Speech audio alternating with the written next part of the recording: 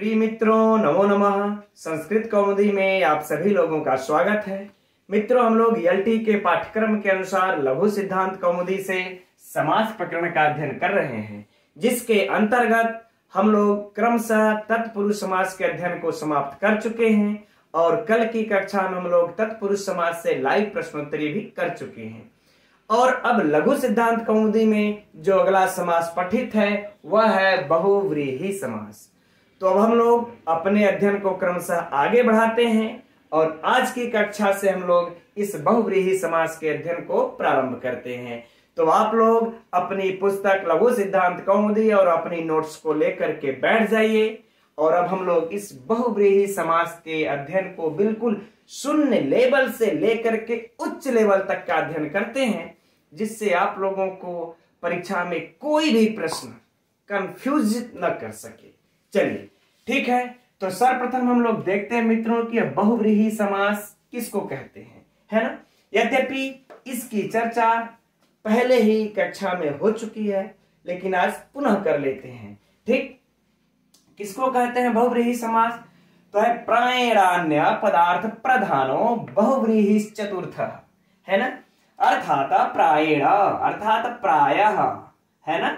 प्रायः अन्य पद का अर्थ जब प्रधान हो, प्रायः अन्य पदार्थ यानी अन्य पद का अर्थ जब प्रधान हो तो बहुव्रीहि, तब उसे बहुव्रीहि समास कहते हैं।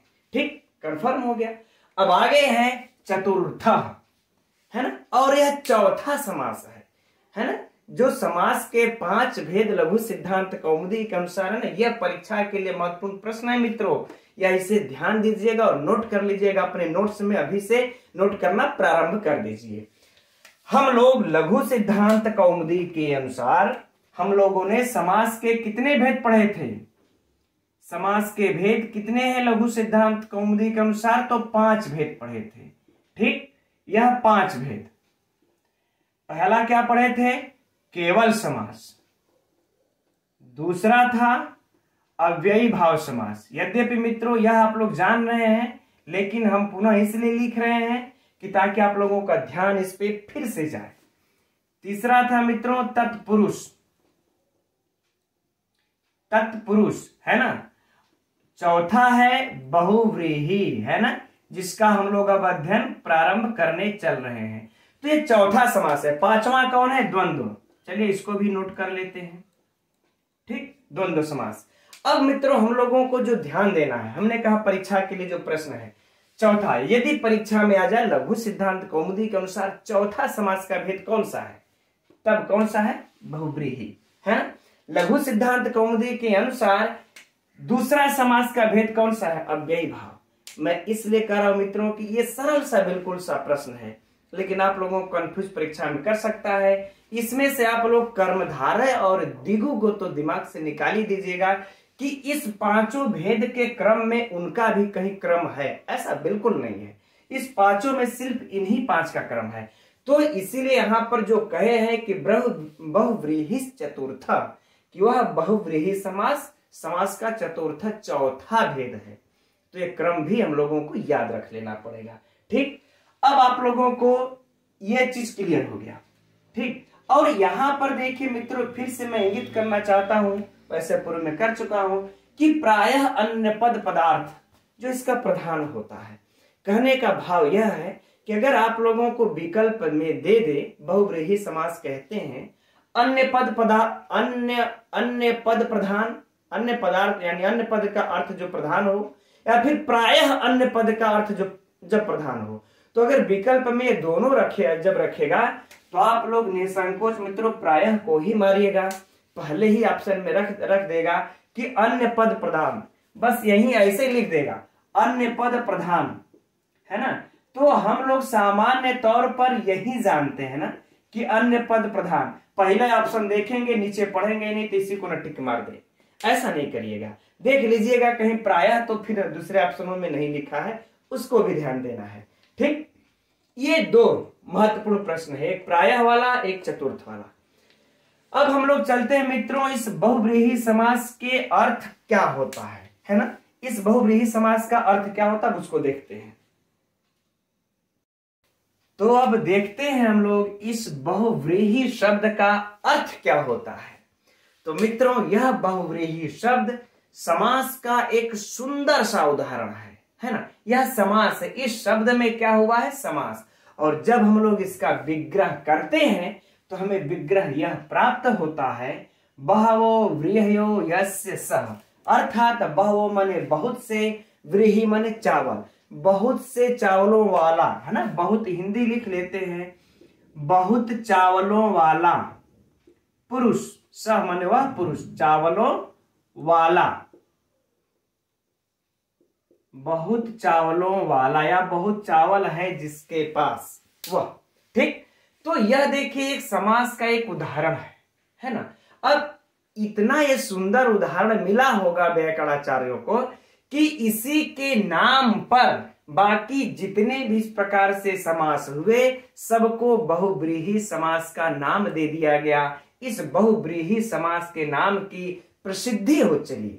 ठीक, यह एक फिर से समझ लीजिए, बहुव्रीहि एक इस बहुव्रीहि समास का एक सुंदर उदाहरण है, अतएव इसी के नाम पर इस प्रकार के समासों की प्रसिद्धि हो चली। राइट, ठीक उसी प्रकार जिस प्रकार से तत्पुरुष का, यह शायद मैंने कक्षा में चर्चा किया हो चाहे न किया हो, मुझे याद नहीं है, लेकिन पुनः आइए यहां पर एक बार देख लेते हैं। तस्य पुरुषः, तस्य पुरुषः बराबर तत्पुरुषः, तत्पुरुषः, है ना। यह भी देखिए, एक तत्पुरुष यह समासिक पद है और तस्य पुरुष यह विग्रह पद है। तो ठीक जिस प्रकार से यह तत्पुरुष समास हुआ और इसी के आधार पर इसके पूरे समास के नाम की प्रसिद्धि चल पड़ी, यह तत्पुरुष समास है, इस प्रकार से जितने भी हुए, ठीक उसी प्रकार से इस बहुव्रीहि के में भी सुंदर समास का उदाहरण हुआ और इसके नाम से ही यह पूरे समास की प्रसिद्धि चल पड़ी। राइट, अब बात हुआ कि यह नाम क्या महर्षि पाणिनि ने रखा? नहीं, यह देखिए संभवतः यह आचार्य पाणिनि से पूर्व ही इस नाम बहुव्रीहि, तत्पुरुष इत्यादि नामों की प्रसिद्धि हो चुकी थी। ठीक, चलिए अब इसमें हम लोग थोड़ी सी चर्चा कर लेते हैं मित्रों परीक्षा के उपयोगी प्रश्नों की, कि कैसे पूछेगा। तो पहला प्रश्न होगा मित्रों कि इस बहुव्रीहि दे देगा, बहुव्रीहि का अर्थ होता है, क्या होता है ना। बहुत चावलों वाला, है ना, बहुत चावलों वाला या बहुत धान वाला, बहुत जय वाला, बहुत धन वाला, है ना। इस प्रकार से कोई भी ऑप्शन दे सकता है। तो क्या अर्थ हो जाएगा? बहुत चावलों वाला ऐसा व्यक्ति। ठीक, अब बात आ जाए कि बहुव्रीहि या शब्द लिख के पूछ दे इसमें कौन सा समास है, तो आप लोगों को कंफ्यूज नहीं होना है कि यार ये तो बहुत समस्या हो गई, बहुव्रीहि दे करके पूछ रहा, बहुव्रीहि में ही कौन सा समास है? तो नहीं, इस शब्द में भी बहुव्रीहि समास ही है, जिस प्रकार से तत्पुरुष में भी तत्पुरुष समास ही है। ठीक, चलिए अब इसमें हम लोग एक और चर्चा करते हैं कि तत्पुरुष अरे बहुव्रीहि समास हो जाने के बाद इसमें लिंग कौन सा लगता है। तब मित्रों ये सब चीज थोड़ा सा हम लोग जब जानते रहेंगे तब सूत्रों को पढ़ेंगे तो आनंद आएगा। तो इसके लिंग की चर्चा करते हैं अब। तो प्रश्न मित्रों हम लोगों का यह है कि जब हम लोग ये बहुव्रीहि समास कर लेंगे तो समासोपरांत हम लोग उसको किस लिंग में रखेंगे, किस तरह से उसके लिंग का निर्धारण करेंगे कि यह पुल्लिंग है या स्त्रीलिंग है या फिर नपुंसक लिंग है। आप लोगों को याद होगा मित्रों, जब हम लोग तत्पुरुष समास का अध्ययन कर रहे थे तो यहां पर इसमें एक सूत्र था, पर्वलिंगम द्वंद्व तत्पुरुषयो। पर्वलिंगम द्वंद्व तत्पुरुषयो सूत्र आ करके बताता था कि बाद में द्वंद्व में और तत्पुरुष समास में जो बाद में जो लिंग होता है उसी लिंग के अनुसार ही पूरे इस समास शब्द की भी लिंग हो जाती है। अगर वो बाद वाला पुल्लिंग है तो पुल्लिंग, स्त्रीलिंग है तो स्त्रीलिंग पूरे में हो जाता था। और यदि कहीं विशेष अगर निषेध था तो उसके लिए भी सूत्र आया हुआ था कि यहां पर अब इसको इस लिंग में कहना चाहिए। तो अब प्रश्न यह चीज बहुव्रीहि समास के लिए भी तो प्रश्न उठेगा ना कि जब आप बहुव्रीहि समास में भी जब कर लेंगे तो इसमें किसके अनुसार आप लिंग रखेंगे, लिंग का निर्धारण करेंगे। तो देखिए मित्रों, यहां पर आया हुआ है अन्य पद अर्थ प्रधानों, कि इसका अन्य पद का अर्थ प्रधान हुआ करता है। तो जब दूसरा कोई अन्य ही पद का अर्थ जब प्रधान हो जा रहा है तो उसे ही हम लोग क्या कहते हैं? विशेष्य। क्या कहते हैं? विशेष्य। तो इसी विशेष्य के अनुसार ही बहुव्रीहि में लिंग का निर्धारण किया जाता है। यह परीक्षा के लिए भी प्रश्न भी है मित्रों, आप लोग अपनी नोट्स में नोट कर लीजिएगा। अगर पूछ दे परीक्षा में कि बहुव्रीहि समास में लिंग का निर्धारण किया जाता है विशेषण के अनुसार, विशेष्य के अनुसार, पद के अनुसार, इनमें से कोई नहीं, इस प्रकार से ऑप्शन दे दे तो विशेष्य के अनुसार ही लिंग का निर्धारण किया जाता है। उदाहरण के लिए मित्रों हम आप लोगों को ये दे देते हैं, जैसे कि क्षीणम, क्षीणम वित्तम, क्षीणम वित्तम यस्य सः, यस्य सः, ठीक है ना। अब देखिए यस्य सः का मतलब हमने जब सः यहां पर हम लगा दिए, यह यस्य सः वाला बहुत महत्वपूर्ण रखता है, चलिए इसकी चर्चा आ जाएगी। तो अब यहां हो जाएगा देखिए क्षीण वित्त, है ना, क्षीण वित्त। अब यहां पर मित्रों सः का अर्थ हम लोगों का क्या है? वह का मतलब क्या हुआ? पुरुष। तो इस सः का अर्थ हम लोग यहां पर क्या चीज लिए हुए? पुरुष, है ना। तो जब पुरुष लिए हैं तो समास हो जाने पर सह पुरुष, इस तरीके से हम लोग अब कर देंगे। सह का मतलब क्या हो जाएगा यहां पर? पुरुष। तो जब हम लोग यहां पर जब हो जाएगा यह समास हो जाने के उपरांत, तब यहां पर हम लोग पुल्लिंग में रख देंगे। आगे बातें समझ में ना। फिर ठीक उसी प्रकार से यदि हम लोग इसको अब इस प्रकार से रखें कि क्षीणम वित्तम यस्या सा, यस्या सा, सा का अर्थ क्या हो जाएगा यहां पर? अर्थात नारी। क्या हो जाएगा? नारी। सा का मतलब वो अर्थात कोई नारी। तो अब हम यहां पर समास जो हम पुल्लिंग में रखे थे, यह हमारी क्या है? पुरुष और नारी हमारा क्या है? विशेष है ना ये सब। तो जब विशेष है तो नारी हमारी विशेष हुई, तो हम इसको हम क्या कर लेंगे तब?